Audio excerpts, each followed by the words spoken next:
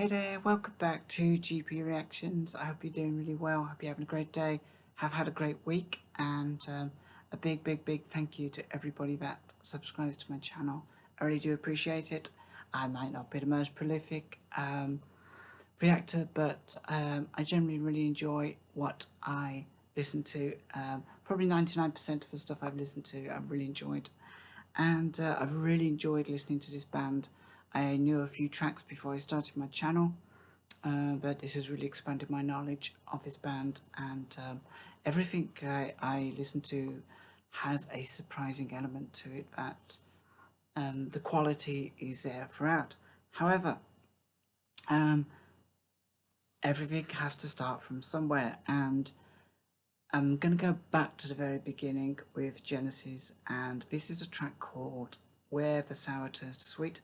It's from their debut album, From Genesis to Revelation, and I do believe it's track 1. This album came out in March 1969. It was a debut album, and so the lineup is Peter Gabriel on vocals and flute, and then we have Tony Banks on Hammond organ, piano and backing vocals. We have Anthony Phillips on guitar, backing vocals, Mike Rutherford on bass guitar, backing vocals, and a gentleman I've not heard of called John Silver on drums. I'm not sure if it was a changeover with a drummer during this early incarnation of their the band makeup, their personnel.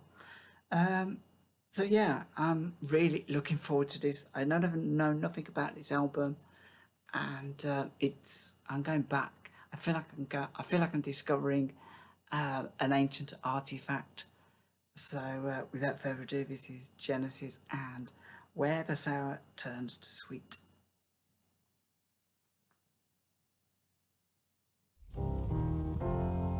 We're waiting for you. Didn't expect that. Come and join us now.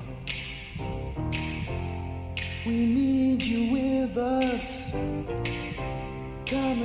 So I should have just mentioned as well, apparently I'm listening to an original 1969 vinyl of this. I thought it appropriate to listen to this rather than any a digital version, modern digital version. So let me take that back. By the way, I love the start of this. It doesn't feel like a Genesis record, and that almost didn't sound like Peter Gabriel.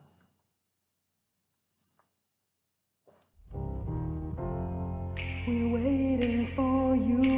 Oh, yeah, he does. Come and join us now. We need you with us.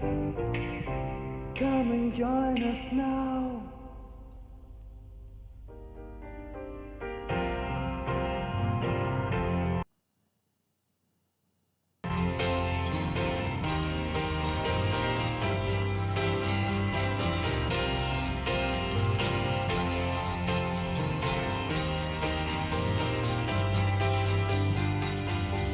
Look inside your mind. See the darkness is creeping out. I can see the softness there where the sunshine is gliding in. Fill your mind with love. Find the world of future glory. You can meet yourself where the sour turns to sweet. Leave your ugly selfish shell to melt in the glowing flames. Can you sense the change? See your eyes now, listen. We're waiting for you. Come and join us now. We want you with us. Come and join us now.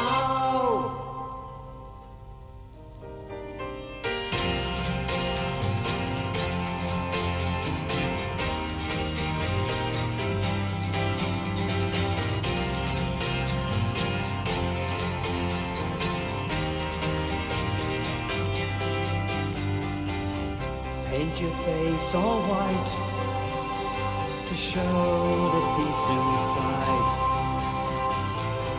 Drift away while the saffron burns to the land where the rainbow ends. Can you sense the change? See your eyes in focus. We're waiting for you. Come and join us now. We need you with us. Come and join us now. We're waiting for you. Come and join us now. We need you with us. Come and join us now. We want you with us. Come and join us now. We need you with us.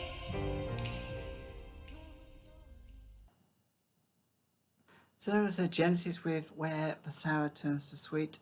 That's their first track from their first album, and it was really, really good. I really enjoyed that. I think what I liked most about that was it felt like Genesis, didn't quite sound like Genesis, and it kind of felt very contemporary, but as a contemporary, I mean, it's 1969. It didn't feel like it was designed to. It didn't feel like prog, which I expected. I have to be honest. I expected some sort of psychedelic prog. It felt very. I can imagine that people listening to that would have been. They wouldn't have felt like they were listening to something that was new, something that was completely out of the box, but slightly progressive in a way. Yeah, I think I know what I mean, but trying to express that. I'm sure there was like violins in that, and my ears might be deceiving me, but I'm sure I heard like not trumpets or something, and not trumpets, like I don't know, like a horn section or something. So it seems to be quite orchestral in some parts. I loved the little guitar in it. I think that may have been Ant Phillips, or it could have been Mike Rutherford. Peter Gabriel's delivery was quite. It was interesting because his delivery was, as we would probably come to expect in years to come, how Peter Gabriel would deliver a track. But in this, it sounded. I mean, he was obviously a lot younger, but it was very persuasive, and I think that was the nature of the lyrics he was trying to get across. I got the impression from the lyrics, without looking at them just yet, that we were talking about. It was almost like attracting people to a religion, to a cult. Now I know this is Genesis, and the track is Where the Sound Turns to Sweet, and it's from an album called Genesis, From Genesis to Revelation, which sounds very biblical, very religious. But this sounded quite, from the lyrics I was picking up, it sounded quite abstract. It's like they didn't want to nail their colours to any cross. Oh, yeah, pardon the pun. So they didn't really want to state exactly, what people might have expected from the title track, from the title of the album. They kept it quite abstract, so I felt it was like trying to draw people into a religion, maybe even into a cult, and where the sour turns to sweet, where your badness inside will turn good if you join us. So I'm going to jump straight into the lyrics. I'll just say about the music that I was so not mystified, but I was so mesmerized by the whole production that I have to be honest, I need to go back and listen to it again, because there's something about it that was quite hypnotic. for me. And that was nice. That to actually hold my attention. But then after I finish listening to it, I feel like I need to kind of go back and listen to it again because there's a whole bunch of stuff that I've missed, and I know we do reactions to sometimes review what we've heard, pick out certain instruments, but quite honestly, apart from the little guitar, I just kind of like I was being hypnotized by the whole thing, which I guess is maybe what it's about. That's how it was designed, which is very clever for these young guys to do that back then. So the lyrics: "We're waiting for you. Come and join us now. We need you with us. Come and join us now. Look inside your mind. See the darkness is creeping out. I can see the softness there, where the sunshine is gliding in. Fill your mind with love. Find a world of future glory." It feels very spiritual. It's somebody telling you that they can perceive something in you that you know you maybe don't really kind of see yourself. It could be a whole bunch of baloney, but I've often heard people say, I see what kind of problem you've got in life, but I see something in you that I've noticed, and you may not have noticed yourself, and just let me tell you about yourself.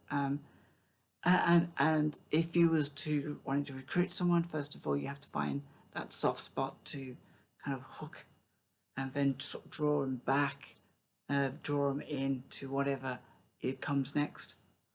You can meet yourself where the sour turns to sweet. Leave your ugly, selfish shell to that's a bit of a tongue twister. Leave your ugly, selfish shell to melt in the glowing flames. Can you sense a change? See your eyes, now listen.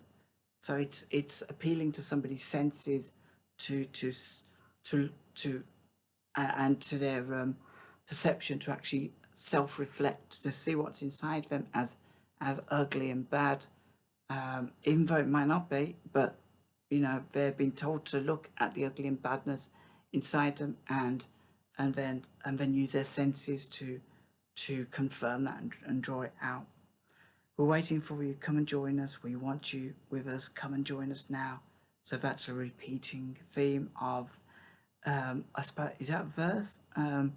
But yeah, it's like a mantra. If you repeat something enough, it starts to get into your subconscious.